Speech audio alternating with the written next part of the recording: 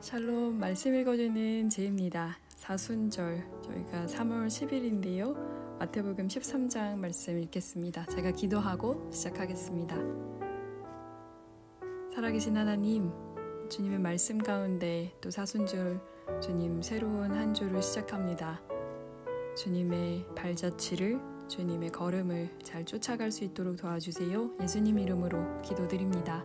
아멘. 네, 마태복음 13장 새 한글 성경입니다. 그날에 예수님이 집에서 나가셔서 바닷가에 앉아 계셨다. 그러자 많은 무리들이 예수님 곁으로 모여들었다. 그래서 예수님은 배에 올라타 앉으셨다. 무리는 모두 해변에 서 있었다. 예수님은 많은 것을 비유를 들어 사람들에게 말씀하셨다. 보세요, 씨 뿌리는 사람이 씨를 뿌리러 나갔습니다. 그가 씨를 뿌리는데 어떤 것들은 길가에 떨어졌습니다. 그러자 새들이 와서 그것들을 쪼아 먹었습니다. 다른 것들은 흙이 별로 없는 돌투성이 밭 위에 떨어졌습니다. 그리고 곧바로 싹이 돋아났습니다. 흙이 깊지 않아서입니다. 그러나 해가 떠오르자 타들어갔고 뿌리가 없어서 말라버렸습니다. 다른 것들은 가시덤불 위에 떨어졌습니다. 그리고 가시덤불이 자라나 숨을 막아 버렸습니다. 다른 것들은 좋은 흙 위로 떨어졌고 열매를 맺었습니다. 어떤 것은 100배, 어떤 것은 60배, 어떤 것은 30배나 맺었습니다. 귀 있는 사람은 들으시기 바랍니다. 제자들이 예수님께 다가와서 말했다. 무엇 때문에 사람들에게 비유를 들어 말씀하십니까? 예수님이 그들에게 대답하셨다. 그대들에게는 하늘나라의 비밀들을 아는 것이 허락되었어요. 그렇지만 저 사람들에게는 아닙니다. 가진 것이 있는 사람에게는 더 주셔서 차고 넘치게 하실 겁니다. 그렇지만 가진 것이 없는 사람, 그 사람한테서는 있는 것조차 빼앗아 가실 겁니다. 이 때문에 저 사람들에게는 내가 비유를 들어 말합니다. 그들이 보기는 하지만 보지 못하고 듣기는 하지만 듣지 못하고 깨닫지도 못하기 때문이에요. 이사야가 말한 예언이 저들에게 제대로 이루어질 겁니다. 당신들은 듣고 또 듣겠지만 절대로 깨닫지 못할 것이요. 당신들은 보고 또 보겠지만 절대로 알아보지 못할 것이요. 이 백성의 마음이 둔해졌고 귀로 듣는 것이 느려졌고 눈을 감아버렸기 때문이다. 그들이 눈으로는 알아보지 못하고 귀로는 듣지 못하고 마음으로는 깨닫지 못하게 하려는 것이다. 그들이 돌아와서 내가 그들을 낫게 해주는 일이 없게 하려는 것이다. 그대들의 눈은 복 있습니다. 보기 때문이에요. 그대들의 귀도 복 있습니다. 듣기 때문이에요. 아멘. 그대들에게 말합니다. 그대들이 보는 것을 많은 예언자들과 의인들이 간절히 보고 싶어 했지만 보지 못했습니다. 또 그대들이 듣는 것을 간절히 듣고 싶어 했지만 듣지 못했습니다. 그러므로 그대들이야말로 씨 뿌리는 사람의 비유가 무슨 뜻인지 잘 들어보세요. 모두가 그 나라에 관한 말씀을 듣기는 하지만 이해하지 못하고 있어요. 그때 악한 자가 와서 그 마음에 뿌려진 것을 빼앗아 갑니다. 길가에 떨어졌다 함은 이런 사람을 두고 하는 말입니다. 돌투성이 밭 위에 떨어졌다 함은 이런 사람을 두고 하는 말입니다. 그는 말씀을 듣고 곧바로 기쁘게 받아들입니다. 그런데 속에 뿌리가 없어서 잠시 그럴 뿐이에요. 그 말씀 때문에 억압이나 뒤쫓김을 당하면 곧바로 걸려 넘어집니다. 가시덤불 속에 떨어졌다 함은 이런 사람을 두고 하는 말입니다. 그는 말씀을 듣습니다. 그렇지만 세상살이 걱정과 재물의 꼬임이 그 말씀에 숨을 틀어 막아 버립니다. 그래서 열매를 맺지 못합니다. 좋은 흙 위에 떨어졌다 함은 이런 사람을 두고 하는 말입니다. 그는 말씀을 듣고 이해해서 제대로 열매를 맺습니다. 어떤 경우에는 100배, 어떤 경우에는 60배, 어떤 경우에는 30배나 맺습니다.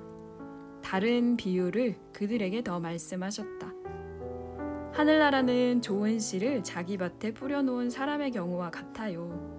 그런데 사람들이 자고 있을 때 그의 원수가 와서 독보리를 밀 가운데 뿌려놓고 가버렸습니다. 싹이 나서 열매를 맺게 될 때 그때에 독보리들도 보였어요. 집주인의 종들이 집주인에게 다가와서 말했습니다. 주인님, 주인님의 밭에 좋은 씨를 뿌리지 않으셨습니까? 그런데 독보리들은 어디에서 생긴 겁니까? 주인이 종들에게 말했어요. 원수 녀석이 이런 일을 해놓았다. 종들이 주인에게 말합니다. 그러면 우리가 나가서 그것들을 뽑아서 모을까요? 주인이 말합니다. 아니다. 독보리들을 뽑아 모으다가 그것들과 함께 밀까지 뿌리째 뽑으면 안 된다. 수확 때까지 둘 다 같이 자라게 내버려둬라. 수확 때의 수확꾼들에게 말해서 먼저 독보리들을 뽑아 모으고 묶음으로 만들어 모조리 태워버리라고 할 것이다. 밀은 내 광에 모아들이라고 할 것이다. 다른 비유를 그들에게 더 말씀하셨다. 하늘나라는 겨자씨와 같아요. 어떤 남자가 겨자씨를 가져다가 자기 밭에 뿌렸습니다. 겨자씨는 어떤 씨보다도 작습니다. 그러나 자라난 뒤에는 여느 풀들보다 크게 자라 나무가 됩니다. 그래서 하늘의 새들이 와서 그 가지들에 깃들게 됩니다. 다른 비유를 그들에게 말씀하셨다. 하늘나라는 누룩과 같아요. 어떤 여자가 누룩을 가져다가 밀가루 반죽 21리터 속에 섞어두어서 보이지 않게 했습니다. 그랬더니 마침내 반죽 전체가 부풀어 올랐습니다. 이 모든 것들을 예수님은 비유를 들어 무리들에게 말씀하셨다. 비유를 들지 않고서는 아무것도 그들에게 말씀하지 않으셨다. 예언자를 통해 하신 말씀을 이루려고 하신 것이었다. 이런 말씀이었다. 내 입을 열어 비유들을 들려드리지요. 세상의 기초가 놓일 때부터 감추어져 있던 것들을 알려드리지요. 그때 예수님이 무리들을 남겨두고 집으로 가셨다. 그러자 제자들이 예수님께 다가와 말씀드렸다. 밭의 독보리 비유를 저희에게 쉽게 설명해 주세요. 예수님이 대답하셨다. 좋은 씨를 뿌리는 사람은 인자를 말합니다. 밭은 세상을 말합니다. 좋은 씨는 이 사람들, 곧 그 나라의 아들, 딸들을 말합니다. 독보리는 악의 아들, 딸들을 말합니다. 독보리를 뿌려놓은 원수는 마귀를 말합니다. 수확은 세대의 끝을 말합니다. 수확꾼들은 천사들을 말합니다. 그러므로 독보리가 한데 뽑혀 모조리 불에 태워지듯이 세상이 끝날 때에도 그럴 것입니다. 인자가 자기 천사들을 보낼 겁니다. 그리고 걸려 넘어지게 하는 모든 것들과 불법을 저지르는 사람들을 천사들이 그의 나라에서 뽑아 모을 겁니다. 그러고는 그들을 불구덩이에 던져 넣을 것입니다. 거기서 그들은 울부짖으며 이를 갈 것입니다.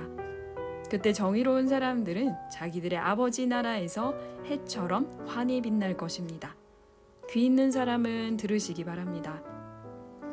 하늘나라는 밭에 감추어져 있는 보물과 같습니다. 어떤 사람이 그 보물을 발견하고는 그대로 감추어 두었어요. 그러고는 기뻐하며 가서 가진 것을 모두 다 팔아 그 밭을 삽니다. 또 하늘나라는 좋은 진주들을 찾고 있는 상인의 경우와도 같아요. 값나가는 진주 하나를 발견하고는 가서 가진 것을 모두 다 팔아서 그 진주를 샀습니다. 또 하늘나라는 바다에 던져져 온갖 종류의 물고기를 모아들이는 그물의 경우와 같아요. 그물이 가득 찼을 때 사람들이 그물을 해변으로 끌어올렸습니다. 그리고 앉아서 좋은 것들은 골라 모아서 그릇에 담고 형편없는 것들은 바깥에 버렸어요. 세대 끝에도 그럴 겁니다. 천사들이 나가서 정의로운 사람들 가운데서 악한 사람들을 따로 추려낼 겁니다. 그러고는 그들을 불구덩이에 던져 넣을 것입니다.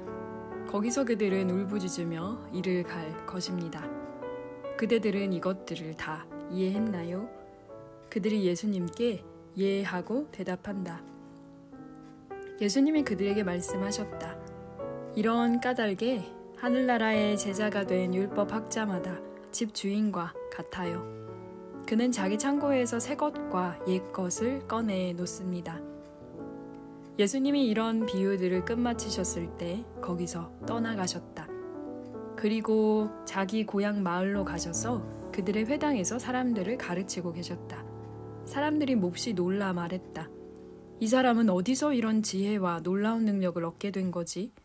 이 사람 목수 아들이잖아. 어머니는 마리아라고들 하지 않나? 그의 형제들은 야고보와 요셉과 시몬과 유다가 아닌가? 그의 누이들이 모두 우리 곁에 있잖아. 도대체 이 사람이 어디서 이런 모든 것을 얻게 된 거지? 이렇게 예수님 때문에 사람들이 걸려 넘어지고 있었다. 그러자 예수님이 그들에게 말씀하셨다. 예언자가 존중받지 못하는 경우가 없습니다. 고향과 자기 집에서 말고는요. 그리고 거기서는 능력을 내보이는 놀라운 일들을 많이 하지 않으셨다. 고향 사람들이 믿지 않아서였다. 아멘. 14장입니다. 그러던 때에 갈릴레아의 통치자 분봉왕인 헤롯이 예수님의 소문을 들었다. 헤롯이 자기가 부리는 사람들에게 말했다. 이 사람은 세례자 요한이야. 바로 그가 죽은 사람들 가운데서 일으킴 받아 살아났어. 이런 까닭에 그가 능력을 내보이는 놀라운 일들을 하는 거야. 사실은 헤롯이 요한을 붙잡아다가 그를 묶어서 감옥에 가두어 두었던 것이다. 자기 형제 필립의 아내 헤로디아와 관련된 일 때문이었다. 요한이 헤롯에게 그 여자를 차지하는 것은 해서는 안 되는 일이요 하고 거듭거듭 말했기 때문이다. 헤롯은 요한을 죽이고 싶었지만 무리를 두려워했다. 그들이 요한을 예언자로 여기고 있었기 때문이다. 그런데 헤롯의 생일이 되었을 때 헤로디아의 딸이 한가운데서 춤을 추었고 헤롯을 기분 좋게 해주었다. 그런 까닭에 헤롯은 소녀가 해달라고 하는 것은 무엇이든 해주겠다고 소녀에게 맹세했다. 소녀는 어머니가 시키는 대로 여기 쟁반에 세례자 요한의 머리를 담아 저에게 주세요 하고 말했다. 고민스러웠지만 헤롯 임금은 잔치상 둘레에 함께 기대앉은 손님들 앞에서 한 맹세 때문에 그렇게 해주라고 명령했다. 그러고는 사람을 보내어 감옥에 갇힌 요한의 목을 베게 했다. 그 머리가 쟁반에 담겨왔고 소녀에게 건네졌다. 소녀는 어머니에게 가져갔다. 요한의 제자들이 찾아와서 주검을 거두어 장례를 치렀다. 그러고는 가서 예수님께 그 소식을 알렸다. 예수님이 들으시고는 거기서 물러나 배를 타고 따로 외떨어진 곳으로 가셨다. 무리들이 듣고서 여러 도시로부터 뭇길로 예수님을 따라갔다. 예수님은 배에서 내려서 큰 무리를 보시고 그들 때문에 가슴 아파하셨다. 그래서 그들 가운데 아픈 사람들을 고쳐주셨다. 저녁이 되었을 때 제자들이 예수님께 다가와서 말씀드렸다. 이곳이 외떨어진 곳인데다가 저녁 시간도 이미 지났습니다. 무리들을 흩어 보내시지요. 여러 마을로 나가서 저마다 먹을 거리를 살 수 있게 하시지요. 그러나 예수님은 제자들에게 말씀하셨다. 그들이 나갈 필요는 없어요. 그대들이 주세요. 그들에게 먹을 것을. 그대들이요. 그러자 제자들이 예수님께 말씀드린다. 여기 우리에게는 빵 5개와 물고기 2마리밖에는 없습니다. 예수님이 말씀하셨다. 여기 나에게로 그것들을 가져오세요. 또 무리들을 풀밭에 자리 잡고 앉게 하라고 명령하셨다. 그 빵 5개와 그 물고기 2마리를 받아 들고는 하늘을 우러러 보시고는 감사 기도를 드리셨다. 그러고는 빵을 떼어서 제자들에게 주셨다. 제자들은 무리들에게 주었다. 모두가 먹고 배불렀다. 그리고 먹고 남은 조각들을 모았더니 바구니 12에 가득했다. 먹은 사람은 여자들과 아이들 빼고 남자 어른이 5,000명쯤이었다. 곧바로 예수님이 제자들을 다그쳐 배에 타게 해서 자기보다 앞서 건너편으로 가게 하셨다. 그 사이에 예수님은 무리들을 흩어보내실 참이었다. 무리들을 흩어보내시고는 따로 기도하러 그 산으로 올라가셨다. 저녁이 되었을 때 예수님은 거기에 혼자 계셨다. 배는 이미 못해서 멀리 떨어져 있었고 파도에 이리저리 흔들리고 있었다. 맞바람이 불어왔기 때문이었다. 예수님이 이른 새벽녘에 바다 위로 걸어서 제자들한테로 가셨다. 예수님이 바다 위로 걸어오시는 것을 제자들이 보고서 겁에 질려 헛개비다 하고 말했다. 두려워서 그들은 비명을 질렀다. 그러자 곧바로 예수님이 그들에게 말을 건네셨다. 이렇게 말씀하셨다. 힘내세요. 나예요, 나. 두려워하지 마세요. 베드로가 예수님께 대답했다. 주님, 주님이 맞으시면 저에게 명령해 주세요. 무리를 지나 주님께로 오라고요. 예수님이 오세요 하고 말씀하셨다. 그러자 베드로가 배에서 내려 물 위로 걸어서 예수님께로 갔다. 그러나 드센 바람을 보자 두려웠다. 그래서 바다 아래로 빠져 들어가기 시작하자 비명을 질렀다. 주님, 저를 구해주세요. 곧바로 예수님이 손을 내뻗어 베드로를 붙잡아 주셨다. 그러고는 말씀하신다. 믿음이 작은 사람이여 어쩌자고 의심을 했나요? 예수님과 베드로가 배에 올라타자 바람이 잦아들었다. 배에 있던 사람들이 예수님께 엎드려 절하며 말했다. 참으로 당신은 하나님의 아들이십니다. 예수님 일행은 바다를 가로질러 맞은편 땅으로 건너가 게네사렛에 닿았다. 그곳 사람들이 예수님을 알아보았다. 그래서 그들은 그 둘레 온 지역에 사람을 내보내어 심하게 아픈 사람들을 모두 예수님께 데려왔다. 그리고 아픈 사람들이 예수님께 사정사정해서 예수님의 겉옷자락 술만이라도 건드리도록 해달라고 했다. 건드린 사람은 누구든 말끔히 나았다. 아멘. 네, 오늘은 마태복음 13장과 14장 말씀인데요.